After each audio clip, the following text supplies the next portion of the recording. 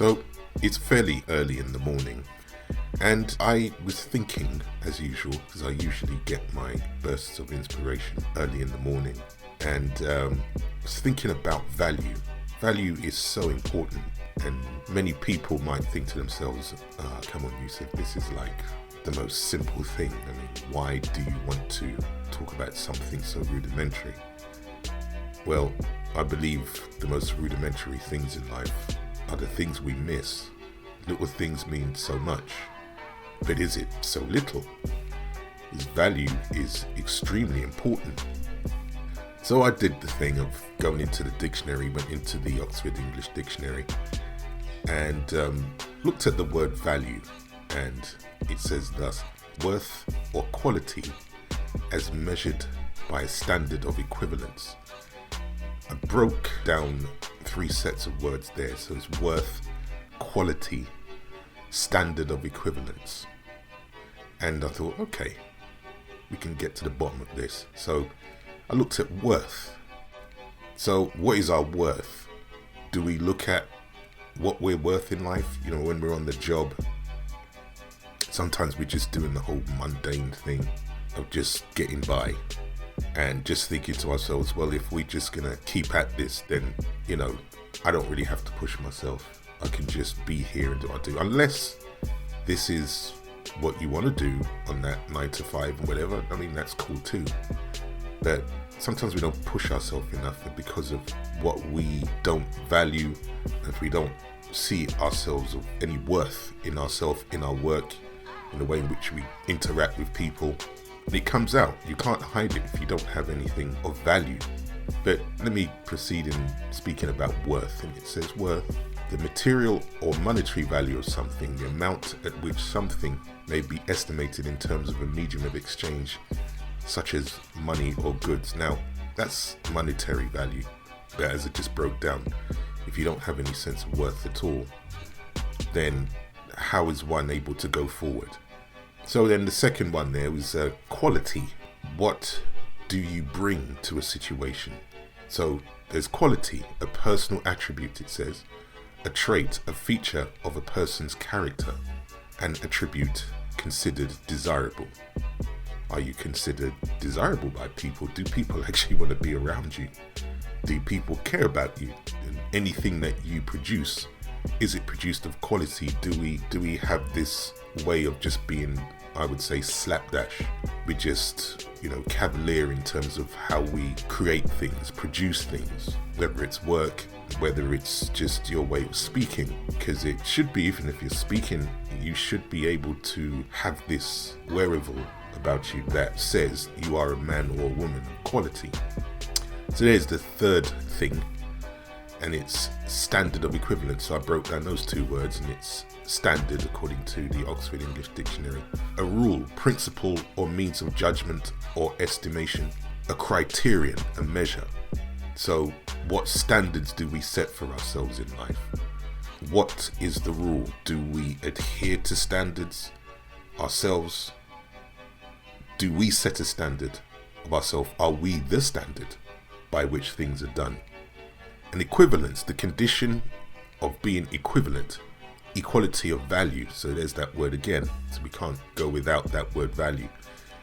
The condition of being equivalent, equality of value, force, importance, significance. So what are we equivalent to? And I posed the question, what and who are we equivalent to in value? Is it that we should be equal to somebody else in value, or should we not see the value in ourselves? First, do we look at nature and see if we level up to it? Because nature is one of the most perfect expressions of how there is obedience, equilibrium in the universe.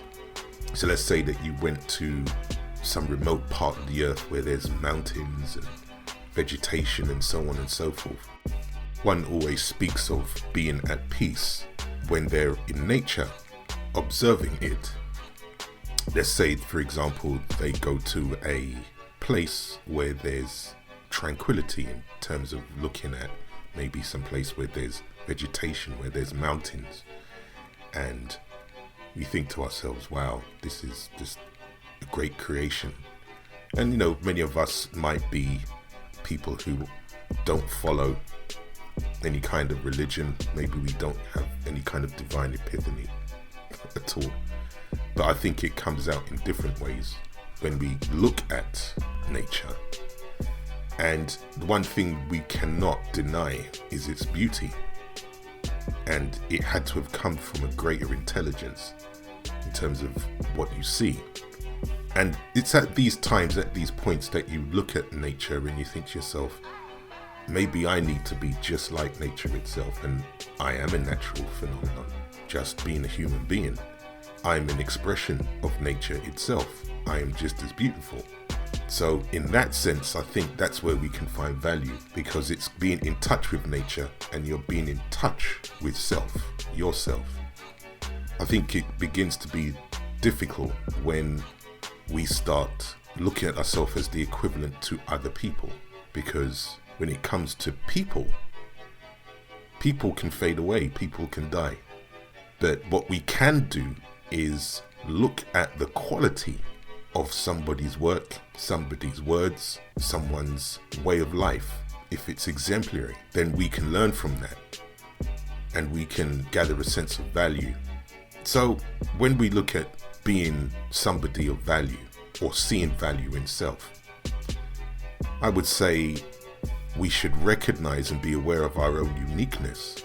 And it isn't arrogant to think so, and pretty much your position in life, status depends on it. Even your own fingerprints testify of the uniqueness of you, as you're the only one who will have them or ever will. Just imagine that. Your fingerprints will never be repeated ever again. And there is a greater lesson in that just your existence breaks the mold of anything that existed before or after you. So nothing will look like you again. Nothing will bear, most certainly, your fingerprints. This is why when you get arrested, if you ever get arrested, I should say, you are taken into that room and you are fingerprinted. When you're fingerprinted, then, they can refer to that in the future if you commit another crime. And that sets you apart from everybody, and it will never exist again. So there is some uniqueness in you, and this is what you've got to be in touch with, the uniqueness of you, so that you can produce something unique, something that will never ever be repeated again, only that it would be repeated in the sense that it's bettered. But you set the standard, a rule, principle, or means of judgment, or estimation, a criterion, measure, as I said earlier, from the dictionary definition. And I was reminded of the great words of Marcus Garvey: if you have no confidence in self, you are twice defeated in the race of life. So your primary position then is to begin by believing that you have value and are a credit to the world and universe as a whole.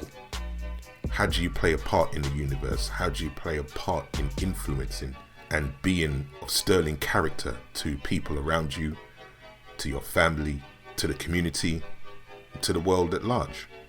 You've got to believe that first, and that word believing to me is the primary step. This is where you begin, this is where you start, and there is a process in you believing and getting to that position where you now know. To know is crucial. Believing, you believe every day, every minute of the hour, that you can do good and great things. You are somebody of value. You value yourself. You've sacrificed. You've gone through the storm. You've been through the fire to succeed in something, to get something out of life, to obtain something of value, so that you can see value. See, it repeats itself. And you seeing value, it should reflect how you gain things in life.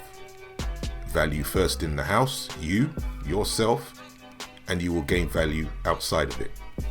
So this is how one will see that you are of credit to society, to the world. And the ultimate outcome is to know intrinsically that you are valuable to humanity in thought and in action.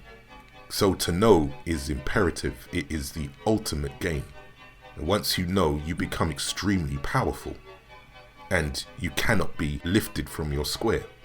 So value is so important, and we must always recognize what it is that makes us unique.